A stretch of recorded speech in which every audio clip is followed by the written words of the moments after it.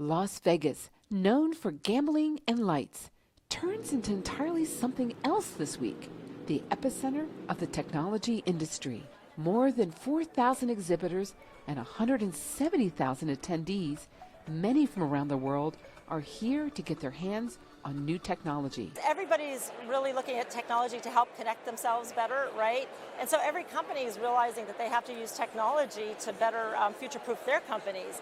More than 1/3 of visitors to CES are from outside of the United States, drawn to Las Vegas to be part of what the future will hold. One of them is Pierre Rounet, who comes to CES from France to show off his robot, Richie. It plays the game tic-tac-toe with humans and shows sadness when the game is over. And to us, CES is really a great opportunity to have a lot of buzz, a lot of communication around the Richie and to show what he can really do. Some unexpected companies are at CES to make a splash. This is the first CES for Charmin, the toilet paper brand, which came to Las Vegas as part of Procter & Gamble's technology display. Today, it's a robot that delivers toilet paper rolls. Again, you're on the commode, you look over, no toilet paper, nobody there to help. What do? You pull out your smartphone, you fire it up using Bluetooth, and here comes the Charmin robot. It delivers a fresh roll of Charmin to you, saves the day. There are smart ovens, smart pet doors, smart showers, and more than one smart toothbrush. This one uses radio frequency to clean teeth. CES is an innovation exhibition, and this is very innovative. In the dental industry, there are not many innovative products. When we talk about toothbrushes, basically they're more of the same for many, many years now, but this takes brushing to a next level. Of course, many innovators are working on new things, such as smart glasses that come with eye tracking technology. When I look at you, I can ask a glass to give me your name. What's your name? What's his name? For example. Or brainwave readers, which is something of a new trend this year. This one comes with an app to help a person meditate. Each year, the Consumer Electronics Show is a reminder that even if you think you've seen it all, technology is always changing, even for cute robots.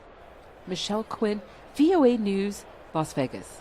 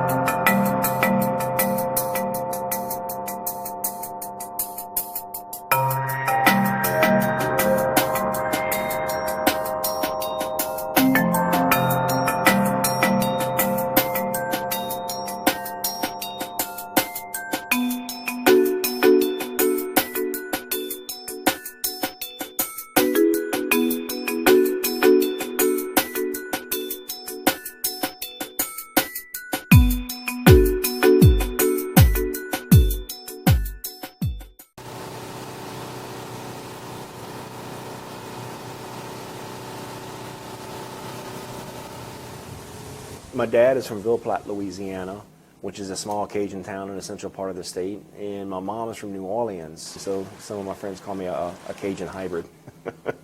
Catching a few? The French, they came down from Nova Scotia, from Acadie, and the English are notorious in history for kicking the French out of Acadie. The majority of them settled in South Louisiana, and so that's where the origins of the Cajun people came from. Called catfish bodies before. So much of what we like to do in Louisiana is to go out into the swamps, the marshes, and either fish or hunt or bird watch.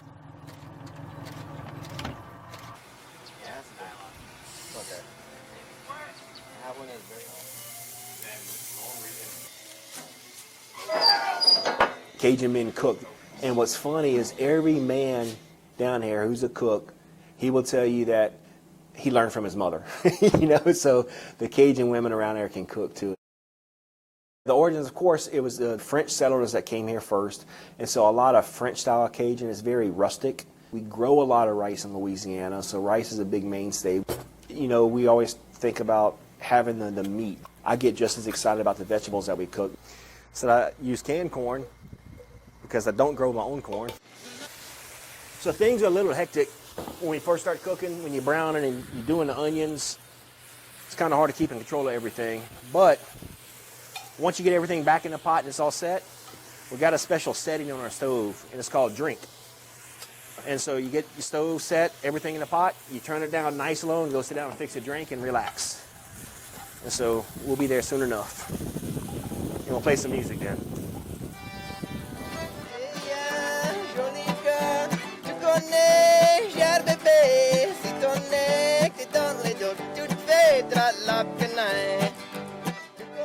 The traditional Cajun music is what our Cajun ancestors played starting back in the 1700s, 1800s. The fiddle and the guitar came about, and they would play in dance halls, they would play at each other's house. You know, there was no internet, no TV, and so what do? Well, you sit around and play music and have a dance on Saturday nights.